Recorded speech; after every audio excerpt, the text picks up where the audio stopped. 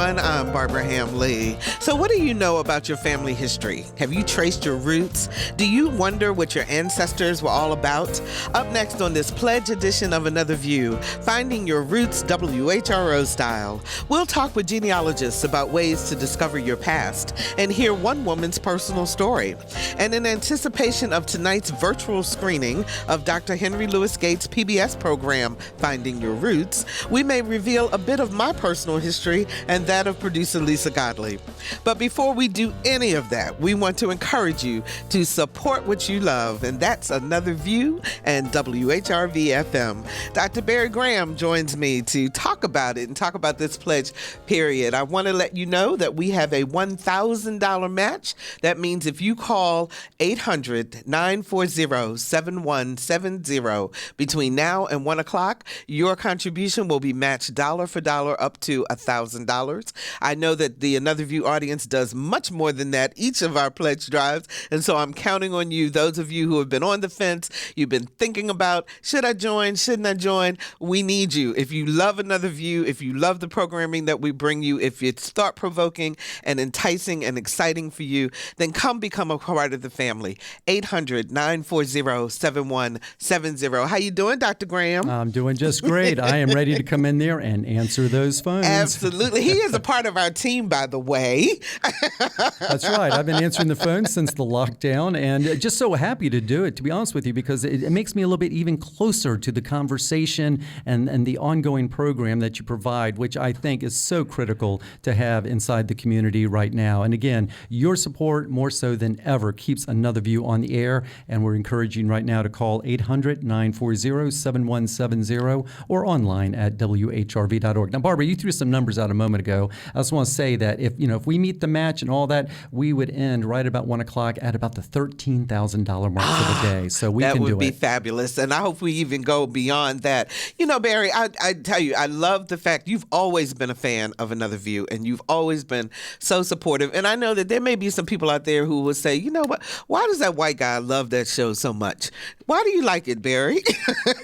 The reason why well, you're right. I have always loved it. And in my teaching days, I wasn't always able to listen to it. Unless we were all out of school. And now that I am retired from that part of my life and here each day, I get to hear it each week. Why do I think it's so important? Because I believe in an ongoing conversation. I believe in education. I believe in opening minds and eyes to things that are going on inside our community in all facets. That is something that I always try to instill in my students. And this is a program that certainly does that. It educates, it enlightens, it brings about a greater knowledge of issues in all aspects of our community. And for those who believe in that mission, I invite you to join public radio and help us to keep this radio program on the air. And I also extremely love Barbara Ham-Lee. Okay.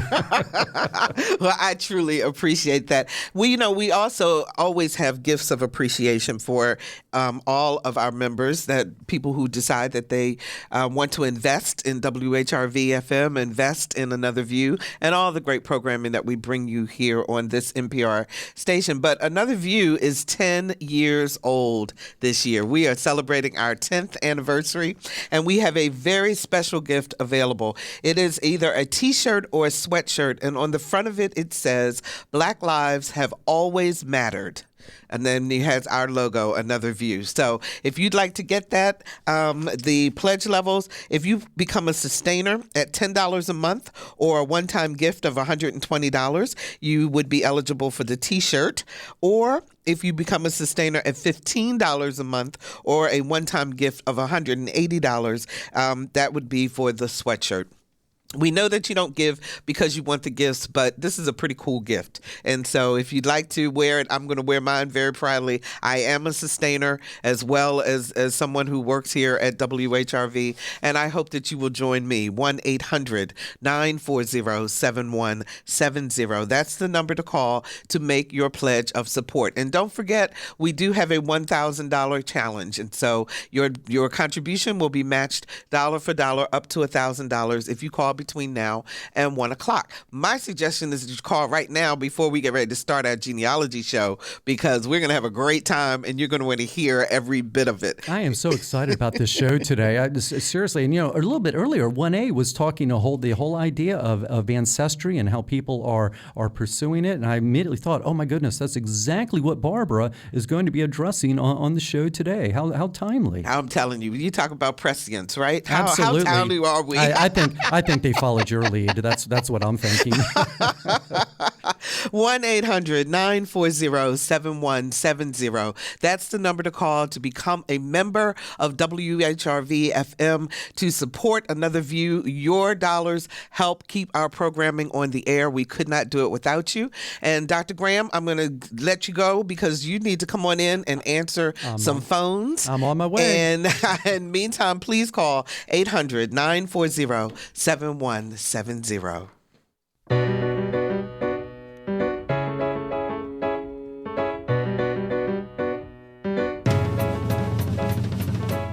Discussing today's topics from an African American perspective, this is Another View.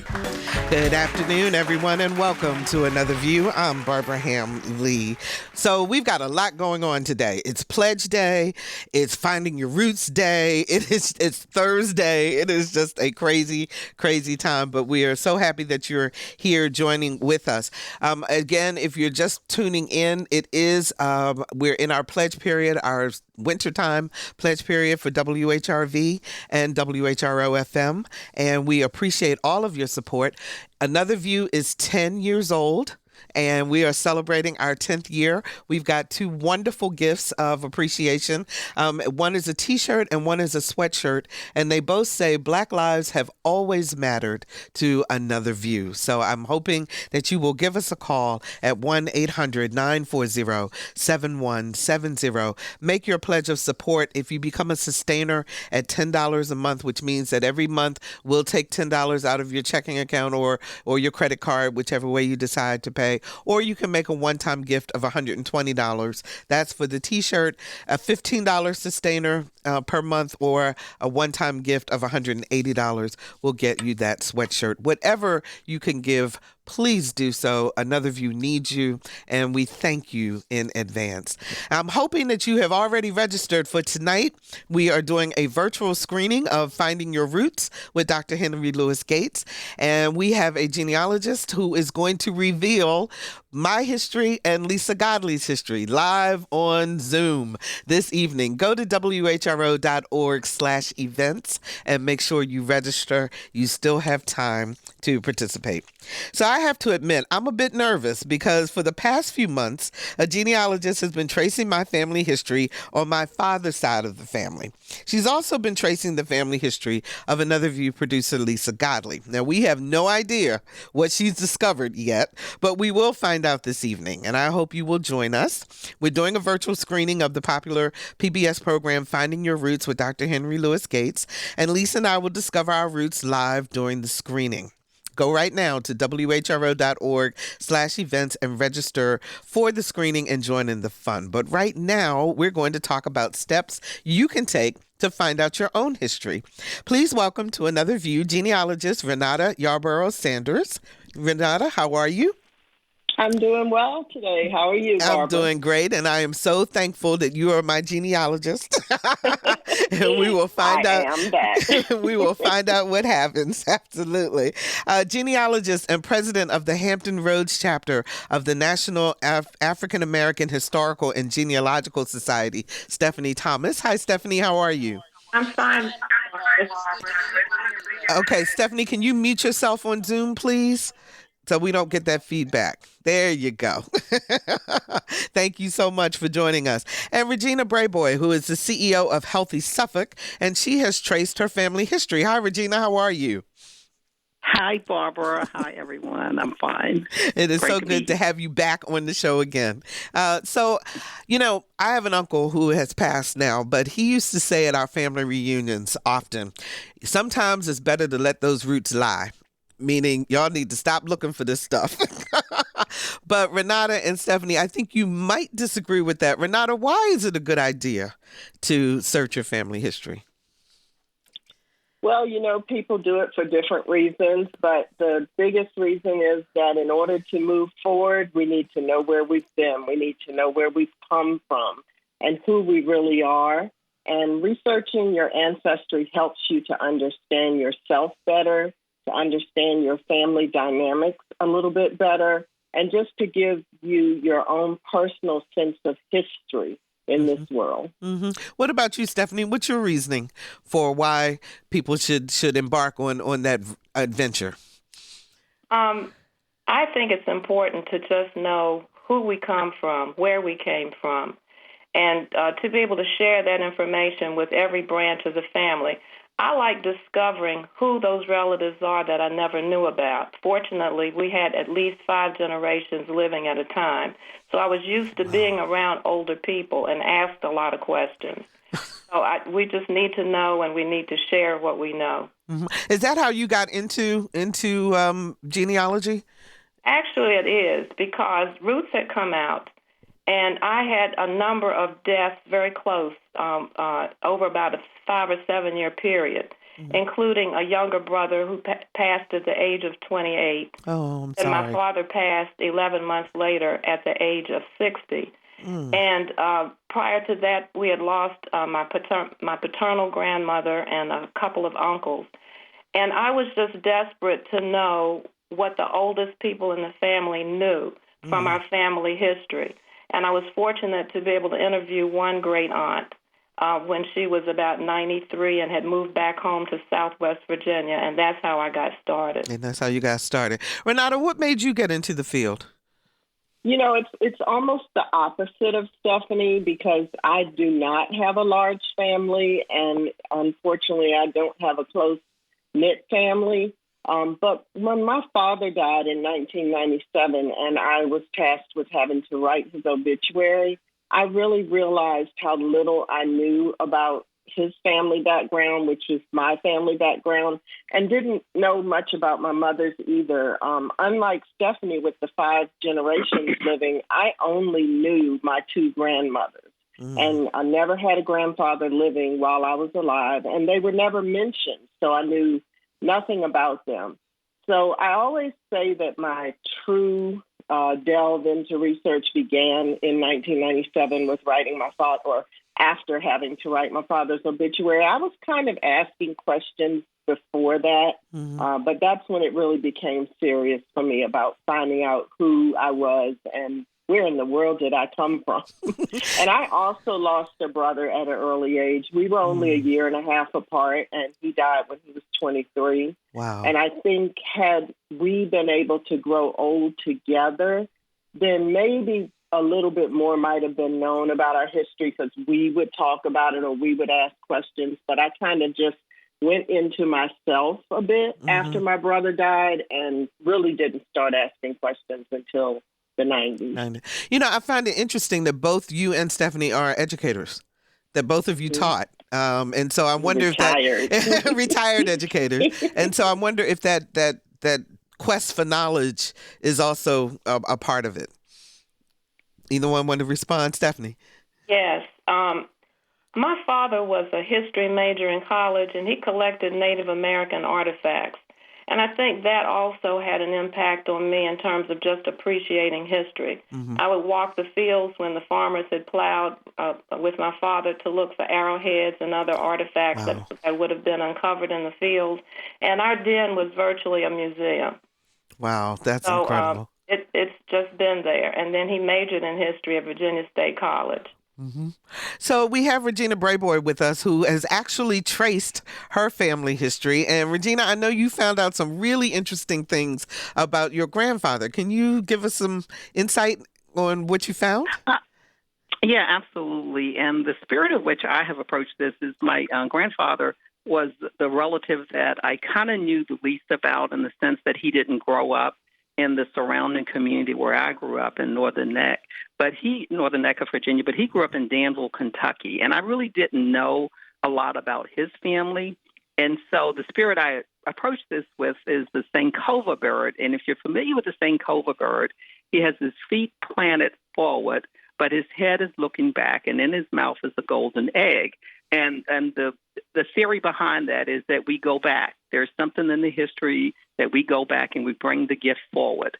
And so the Danville County African American Historical Society has just played such a phenomenal role in helping me trace my grandfather's lineage. And so I've gone all the way back to 1843 when my great-grandfather was born. And because I was able to find my great-grandfather's birth certificate, I have his father's name, who was Ambrose, who would have been born, well before 1843.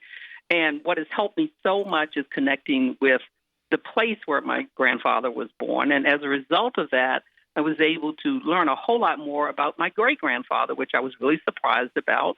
He's a Prince Hall Mason, and he was a farmer, and he owned land. And so those were just phenomenal things. But I really have to say I would not have found this information, these stories, had it not been for the Historical Society. A number of people there, Michael Hughes is the president, and Mike Dennis is the communications person, and Charles Gray is one of the members who also is a former Mason. So as a result of taking this approach, I've not only looked at sort of the names and dates on the family tree, but I now understand and have become much more connected to the community where my grandfather was born, the stories of that community, history of that community, sort of understanding those times. And then I've also been able to, I already had my grandfather's marriage certificate, which placed him in Washington, D.C. in 1924, land purchases, when he sold land.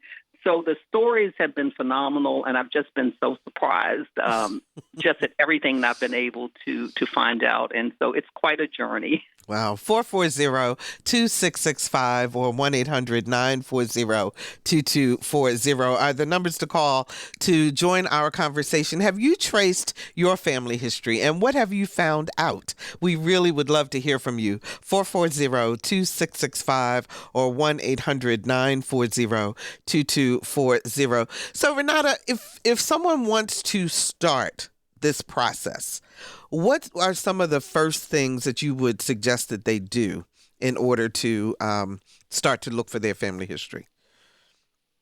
So the very first thing to do for everyone is to just begin with yourself. Begin with what you know about yourself, what you know about your immediate family, your parents, and really at the beginning, you're just putting down names, perhaps names and dates and places of birth for yourself, your parents, if you know your grandparents.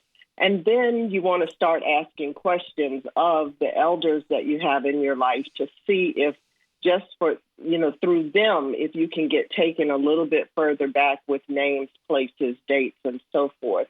All of that is really important to do before you start jumping on the internet and trying to, do what people are calling research now. It's a little different for those of us that, spent the early days going in courthouse basements and, staying on microfilm readers and stuff. It really is easy now to just jump online and get started. But you want to have a solid base so that you have information about the people who came before you that's going to help you to correctly match them to the names that you're finding online. Because everybody has a George Brown or a John Williams or something like that in their family. So that's really important. There's some forms that we encourage people to start off with called pedigree charts. Mm-hmm. And that just is, it's like a basic tree of just your direct line ancestry so that you can have that in front of you when you're working and you can fill it in as you go. So start with what you know, interview, I say your elders, but really any family members that you think may have some history, and also check to see if there are artifacts or photos or letters or any kind of documents that are already in your family's possession that will help you to start to build out a tree. Mm-hmm. Regina, when you started, was that your process? And what roadblocks did you run into? Well, I started with some of the basic things like ancestry, but I did do a lot of what Renate said. I've always been the person in the family who was interested in the family history. So my mom saved and gave me everything. I mean, and she was a big saver. So I literally have my grandfather's marriage certificate from 1924. But I did go to the various sites, Ancestry. My grandfather was in World War I, so I was able to find some of the military records. But you do run into these roadblocks, and unfortunately my grandfather's to get his real military record, I can't do it anymore because there was a fire at the place where they store the records, and I forgot when that fire occurred. But his alphabet, all the way, there was a whole bunch of those records that are lost. So so I just kind of ran into a stumbling block. I really, really got lucky when I did connect with the Historical Society in Danville, Kentucky, because, as I said, they have uploaded tons of records. They're doing work cleaning up the African American cemeteries. So, and then as a result, one of the historians there found some newspaper articles, and so it's kind of like peeling an onion. I would get to these stumbling blocks, and I'd stop for a while, and then, I'd get an email from someone, or I'd, find another connection. And so once you get, a paper document, it may be a transaction of a sale of some land, and that happened in my case. And then I was able to connect with the descendant of the individual who bought my grandfather's land back in the 30s, and she's in Patricia Benning. She is now in Ohio, and we've connected with each other. So there becomes this sort of peeling of the onion, but you will run into roadblocks, and you'll get discouraged, and you'll think, I'm not going to find anything else. Like, I haven't gone on Ancestry in a while because I'm like, well, there's really no new stuff there. But as a result of connecting with people in Danville, Kentucky, and they're doing so much history and so much research, it just, every now and then I'll get an article. I'm just amazed. The Prince Hall Masons connection was thoroughly amazing. That was another fairly, what I would consider, non-traditional route for me. But what I discover is a lot of those organizations kept really good minutes. And if someone was a member of an organization like that, my great-grandfather's name, very, very surprised. I really didn't think I was going to find out anything about him. But he was a very active Mason. And so his name shows up in the Masonic records. And then my grandfather, his name showed up. And then because he moved to different communities, I got interested in understanding the Shaw area of D.C. in the 1920s. What was that like? And so those stories have really informed my journey a lot more than sometimes a name and a date on a chart. It's really understanding and filling those stories in, and that's been amazing for me. I think they're going to. I think the genealogists are going to recruit you. I see them both nodding their heads, going. But Stephanie, I want to ask you about how does tracing our family histories, particularly for African Americans, how does that inform our history as part of America? Why, how do we weave that all together, and how does this search help in that process? Did you direct that to me? Yes. Oh, yes, okay. Stephanie. I was listening to the question, but I wasn't sure who you had said. Yes. Mm-hmm. I guess when you put your family experience in the context of history, you can see the implications or the impact of those historical events, whether it was a disease that devastated a community, or some other natural disaster that may have occurred, or something political. I think I mentioned that my father was drafted into World War II. And my mother happened to keep his letters and the letters she had from her other two sons during that time. And my dad had a diary, which is now on display at the Virginia War Museum in Newport News. So I was able to look at it literally in the context of those historical events, because there was real-time writing. Wow. And, wanting to know what's going on at home. So I found out about home. I found out my grandparents lived next door. My dad was asking about his future mother-in-law. My mother was a little girl. He was a grown man. I mean, all of that information, it really ties together that historical setting with what was actually going on in my family. And Renate, same question to you. Why is it so important that we really do find out this history, and how our individual stories make up the tapestry for America?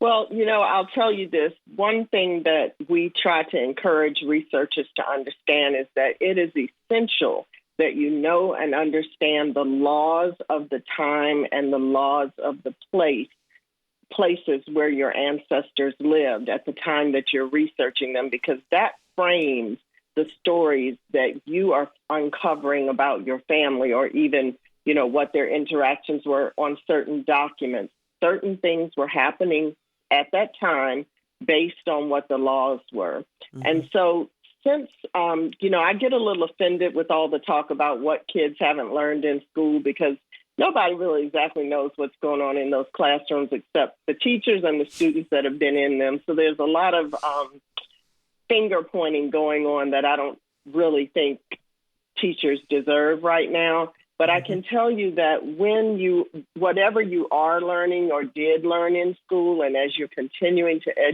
educate yourself about American history, you can think about the family members that you're uncovering and think, were they alive at that time? How did that law affect them? How did that law affect the future of our family? And I wanted to also, if you don't mind, I wanted to go back and kind of respond to something that Regina said. I really like that phrase of hers, peeling back the onion, because it does really describe what doing genealogy research is like. One document leads to another, or one piece of information leads to hours and hours of research, because you have to try to find a way to corroborate that piece of evidence, as we say.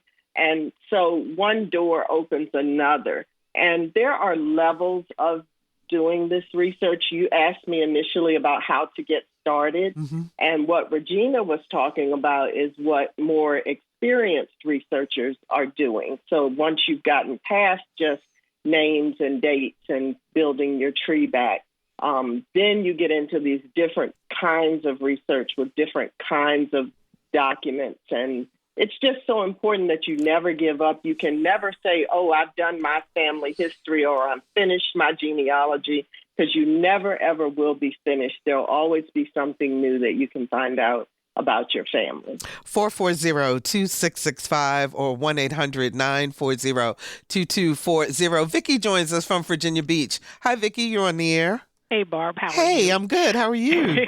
Fine. Okay, so I wanted to know more about my medical background, because my mother died at 52. So I got my ancestry registration and did my DNA testing. And the problem I'm having is I'm hitting a brick wall, because my mother was an orphan. So she was found on the 1930 census as an orphan in what they call the Brooklyn Nursing Institute or something like that. And she was like a 1.5-year-old at that time. I cannot find anything else from that point. I looked through vital records with New York City. They have no listing for her. So I'm trying to figure out, where can I go next to find something? Okay, let me let the experts chime in on that. Who wants to start? Now, Renate, you want to start? Well, I have a couple of questions. Have you already tried to get records from the orphanage itself?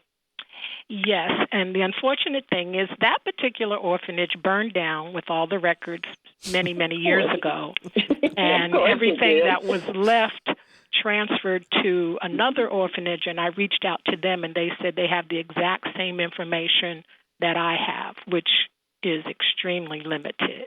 It just has her name. Okay. Yeah. I think your answers are going to come with DNA matches then. You're going to have to strategically study your DNA matches. You might need to hire a coach for that if you're not well-versed with that. But you should be able to determine what family your mother came from. And if you get lucky, you might be able to narrow it down to a person, but at least you should be able to determine the family of her origin. through your with DNA the matches. DNA matches with ancestry, if I'm understanding correctly, it cannot delineate the mother's heritage as easily as the father's? No, that's not true. That's an autosomal DNA test, and it gives you information about both your maternal and paternal side.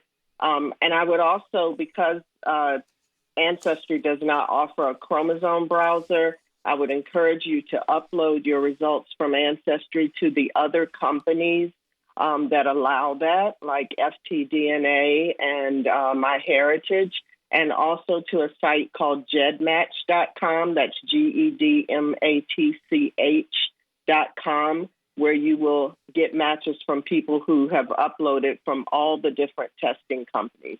So when you're an adoptee or the descendant of an adoptee or an orphan, as you say, you want to cast as wide a net as you possibly can and get your DNA information into as many arenas as you can. And also, if your parent, you said this is your grandmother, right? No, my mother. Mother. Oh, your mother. Okay, so you're the next generation. So, yes, so I would just get your DNA into as many of those arenas as you can. And if you need a coach, there are many, many available. You can reach out to me and I can help you contact someone. There's a website, isog.org, and I'm going to tell you it's ISOOG.org. I hope that's right.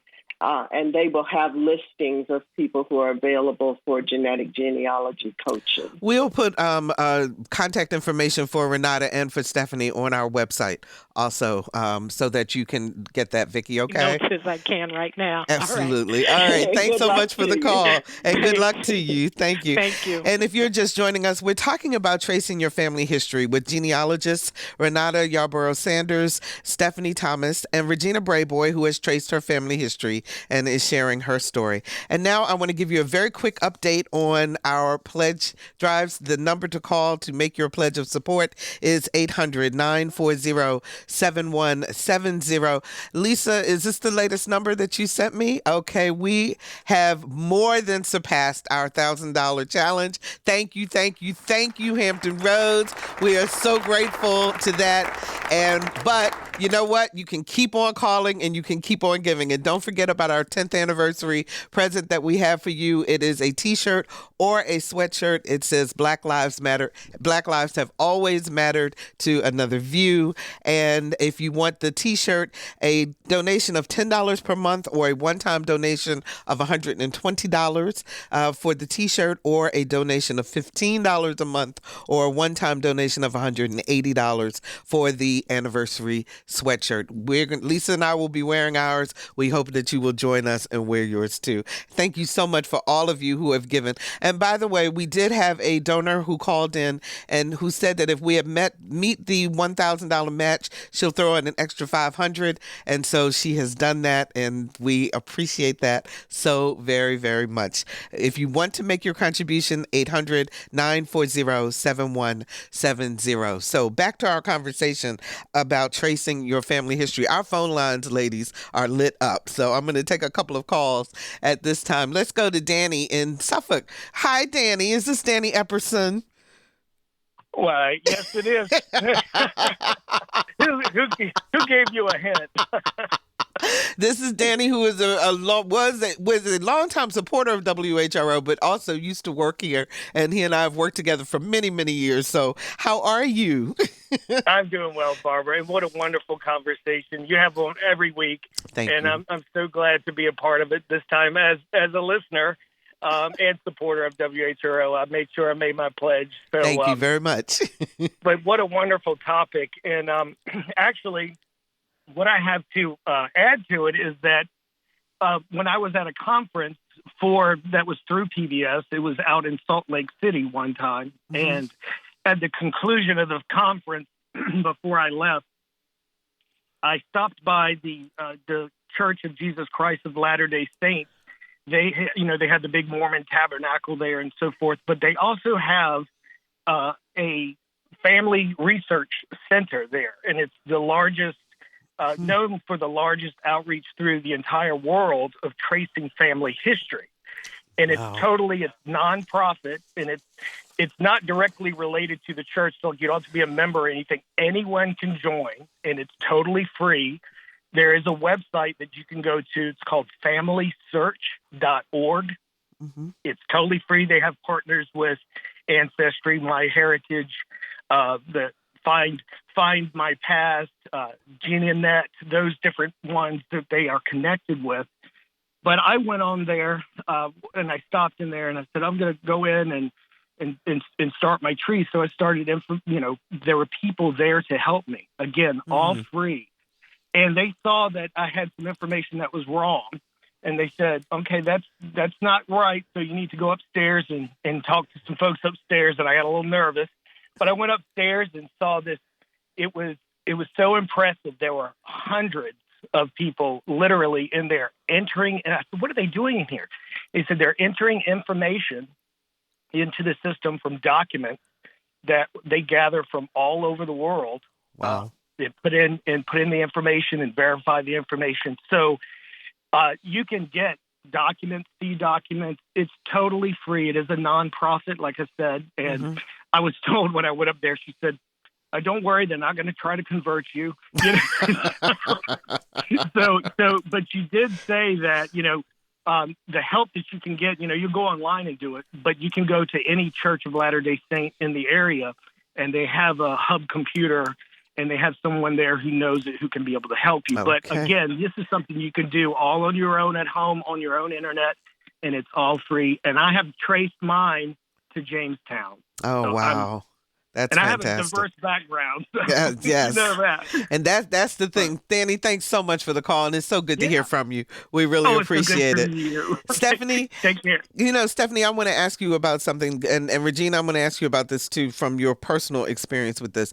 So as I was watching some of the clips from Henry Louis Gates, and of course he does the actors and the famous people and traces their history, but there's always an emotional element to what they find out and the information. And so, Stephanie, what do you do with that information when you find it out? I mean, how should people process it? Well, I think everybody will process it differently, to tell you the truth. Mm-hmm. And as you begin this search, you need to prepare yourself for the unexpected and for any possible disappointments. If I can give you just a real brief situation that occurred. A woman reached out to me. We were second cousin DNA matches, and I know my people. I know my family. I've gone back much further than that, and I had enough relatives that had tested that I knew whether it was the maternal or paternal side of my family, and this was the paternal side. And so this woman's father would have been a first cousin match to my dad. So I just assumed that. She was an adopted person of mixed heritage. Her mother was Italian. Her father was black. And her father had been born to a 14-year-old mother who was an orphan, and she was in foster care. And so it was clear that we were definitely second cousins, but what I did not know was which of my dad's uncles would have fathered this woman's father. I showed her a picture of my father. She put up a picture of her father, and they looked so much alike. Wow. She was, of course, happy to find that I could document how we were related, and all of these DNA matches that were showing up for her were all, from people that are connected, of course, to the family. And so it was exciting. So she was able to find her father. She found her mother, and her mother said she didn't want anything to do with her. So she said, well, tell me who my father is. She gave her father's name. Well, she said, I'll contact him and get back. So they're in touch. They have a relationship, and he had other children.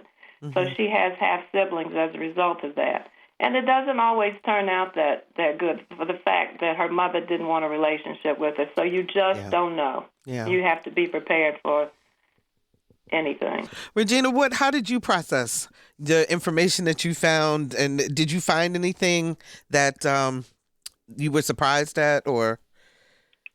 Well, fortunately, I found lots of pleasant surprises and amusing surprises. And it reaffirmed some beliefs I had about my family line, particularly on my grandfather's side. But one of the more phenomenal, and I'll use the word phenomenal, things that occurred was there was an article from 1923 that my great-grandfather came to town. He was a truck farmer. He came to town with an exhibit of white blackberries. He was known for his agricultural wonders. And so he would come to town with strawberries that were the size of eggs and raspberries in November. And so this newspaper article, chronicled this story that I would have never known. And he said he was going to produce berries in a rainbow of colors. Now, he died a couple of years after that, so I don't know if he was able to accomplish that. But, that was just a phenomenal story for me. The other thing was I found these themes of land ownership that my great-grandfather owned, 6 acres of land, back in the early 1900s, and some questions I have, I don't know how, that was the case. So you find these pleasant things sometimes. You find mysteries. You do find dead ends. I stayed with my grandfather's line, the male line. Mm-hmm. My grandmother, unfortunately, the woman he married, she died when she was in her 30s. There was 5 children, one of whom was my mother. And I've never been able to really uncover a lot about her death and her life. So that's a sadness in my family tree, Mm-hmm. So you have these things that you may never know the answers to. But then you also have some pleasant surprises and some themes that start to emerge. So that's been very rewarding for me a positive to have these stories. Mm-hmm. Yes, Mm-hmm. absolutely. Renata, I want to ask you the same question. Are there ways or things that people should think about in terms of how they process information once they find it out? Yes, I give a talk about an introductory talk about DNA testing, and one of the slides in that talk is all about preparing yourself for DNA testing and all the different emotions that you will experience as you are when you get your results and you're finding out more about your family. Because right now, genealogy paper trail research without DNA testing information is completely incomplete. You have to do both now and put both together to get a full picture of your family. So there's a mantra that goes, DNA doesn't lie. And, that's a big one with us in the genealogy world, because you can think you've got it down and then your DNA can shatter everything you may have thought about a particular line of your family, because there may have been what we call a non-parental event, an NPE, somewhere along your line. And so the DNA is going to reveal that perhaps grandpa wasn't really your biological grandpa, or, mom wasn't really your biological mom. And so then you have to deal with those feelings. I personally just kind of take everything in stride now because, I guess because of not only doing my own for this long, but also working with DNA for many clients along the way. And there have been some real eye openers, some real surprises, and some real highs and some real lows. So I just say you have to prepare yourself, and that if you don't want to know, like you really, really just don't want to know, don't take a DNA test. Just stay away from it. Huh? Yeah, stay away from it. And I'd like to just put this out here for anybody who's listening.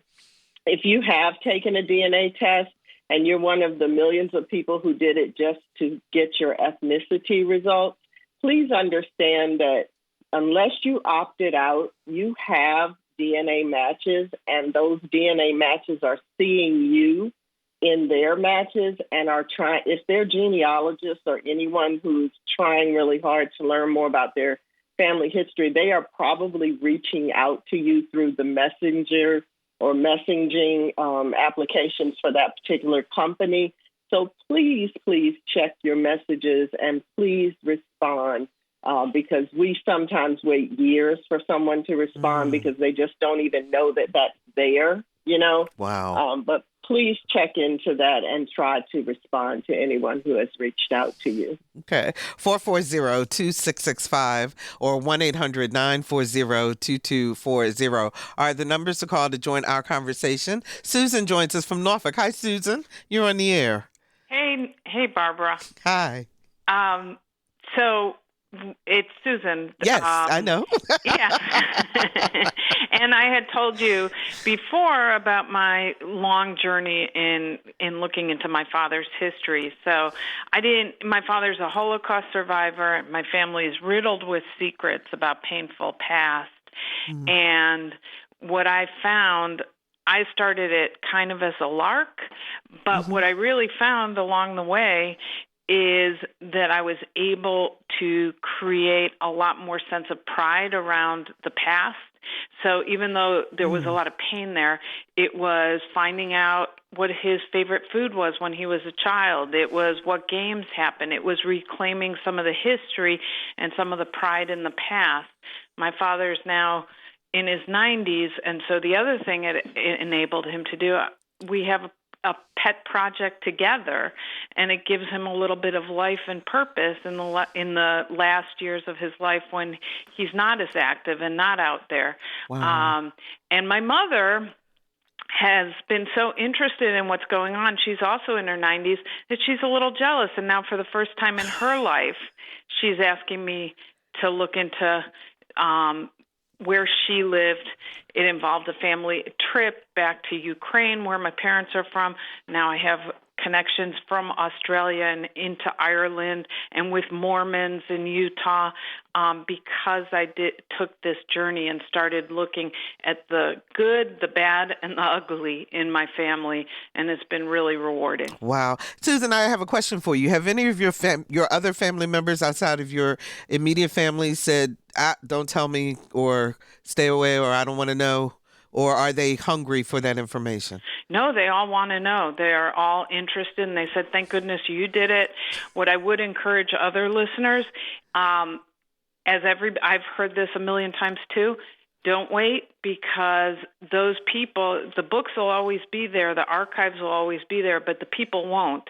And so now we have to piece together from my deceased aunt's letters.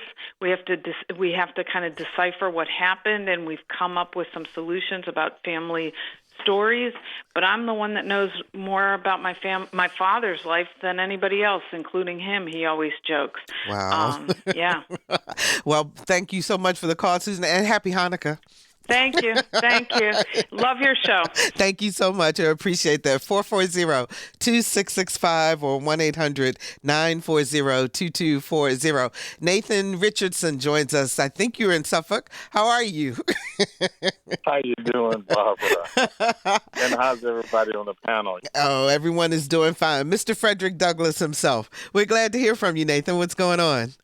Well, I was calling, first of all, to give you a congratulations on 10 years. Thank you. Of doing this. And I'm also having flashbacks today because back when you were on TV, Drusilla Pear and myself were on talking about this very subject. Absolutely. So I'm just happy to see that you are still out there. And what the panel was saying today about genealogy being a continuing, ongoing thing is absolutely true. You just don't find, the basics of your genealogy and stop there. It's just a continuing quest to find information and connectivity, and it's really about connectivity because you not only connect yourself with your relatives, but you find out, you have something in common with other people. I know my genealogy search led me to quite a bit of things that I've had in common with Frederick Douglass. So it's really about connectivity and the power of that connectivity that helps us claim our identity. And previously, what we might have disclaimed our ownership in the state of America. But when you know that you have fought for the country, you have died for the country, then that gives you ownership that you didn't have before you started that quest. Thank you so much, Nathan, for the call. We really appreciate it. And I really appreciate hearing from you. Take care of yourself and stay safe. Have a great All right. day. You too. Carla joins us from, I don't know where Carla's calling from. Hi, Carla. Are you in Norfolk? Yes, this is your Carla who used to answer phones for you. I tell you, this is like reunion day. All of my ancestors from the show are coming along. There you go. How are you? So, I'm just grand. Well, I've been working on my family tree for quite some time, but I love Ancestry because I have enough facts so that I can corroborate it. So on both my side of the family and my husband's side of the family, I can go back 15 generations. Wow. Which is a lot of generations. That's about the early 1500s. But the fun thing that I'm doing, and this is the reason I called, is my daughter lives in London. Mm-hmm. And what I've done is I've looked up all the villages and towns where her ancestors came from. And so she can go visit. For example, her dad's side had 3 or 4 generations that lived in Stratford-on-Avon during Shakespeare's time. Wow. And and then there was one guy who came over on the Mayflower when he was 6. He was an indentured servant. Mm. And so they go back much farther than I ever thought. I always thought they all came over in the 1800s. But I had one come through Jamestown. I'm pleased I haven't found any slave owners yet. You're still looking, though, huh? Well, because my dad's family came through the South. Mm. A lot of them from Virginia. Mm-hmm. So but it's so much fun, and you learn so many things because there was a wave of Germans in the late 1600s that moved to Ireland, and they stayed in Ireland for a while before they came over and settled in New York and Canada. And they were called the Palatinate Irish. Mm. So I looked up an Irish relative, and his name was Switzer. Wow. Well, you have an incredible story also, and I know your daughter must be thrilled to be able to go back and kind of visit the places where her history has come from. She has a British boyfriend, and she's kind of hoping they're not related, 16 or 17.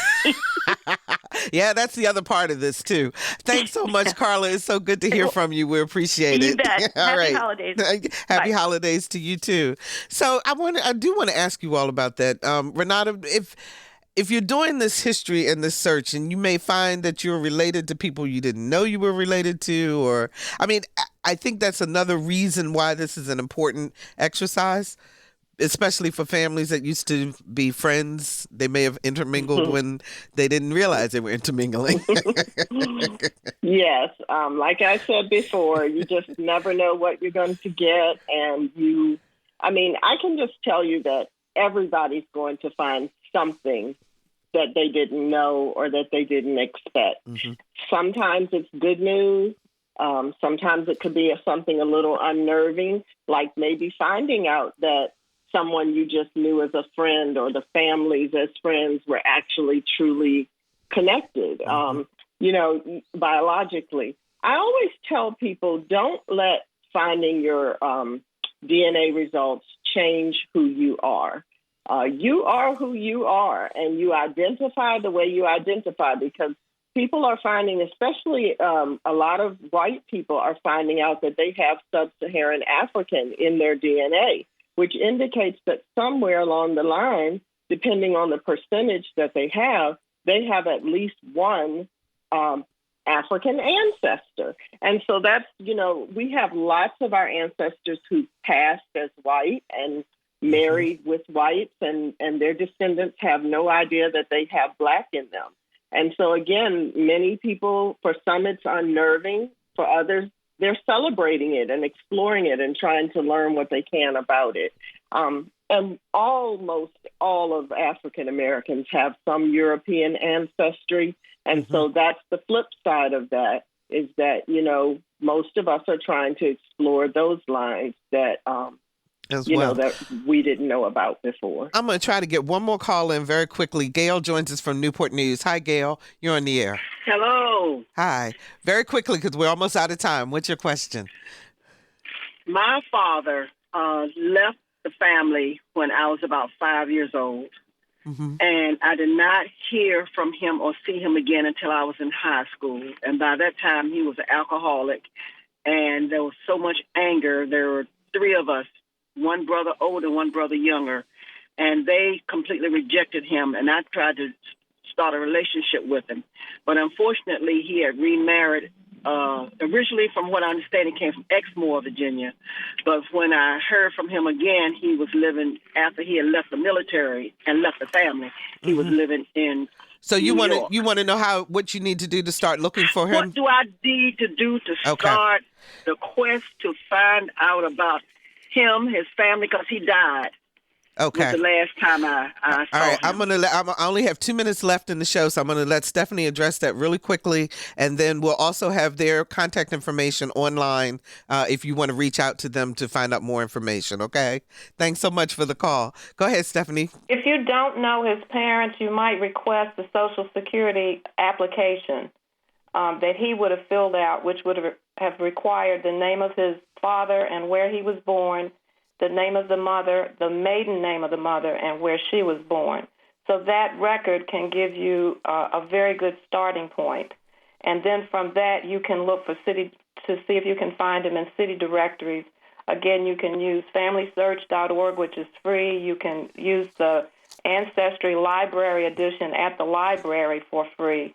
Or you can get a short-term membership of Ancestry if you just want to get started. But that's a good starting point. Okay, thank you so much. And we will be able to continue this conversation tonight at 6:30 on Zoom. You can go to WHRO.org/events. Register, and Renata Yarborough Sanders and Stephanie Thomas and Regina Brayboy will join me tonight, and along with Lisa Godley, as we find out our family history. So we really hope that you all will join our screening. We're also going to be watching the PBS program Finding Your Roots with Dr. Henry Louis Gates and do the big reveal. So ladies, I will see you all this evening. Thank you so much for joining me today on the show. And thank you so much to my listeners who just continue to amaze me how much you support Another View.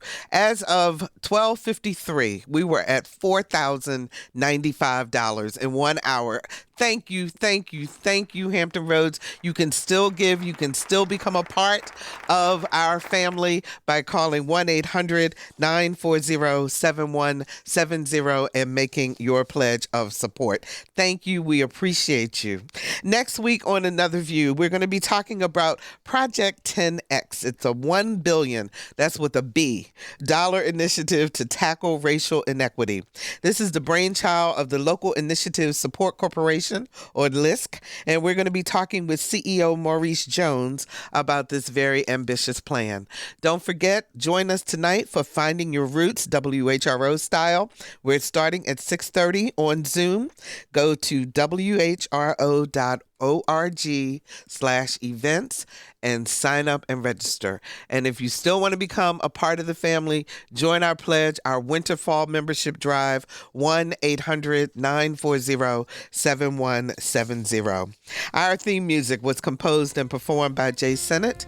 Lisa Godley is our show producer. Todd Washburner is our audio engineer, and Dr. Barry Graham answered our phones. I'm Barbara Ham-Lee. There's still time to support Another View, 1-800-940-7170. And let's get together again next Thursday at noon for Another View.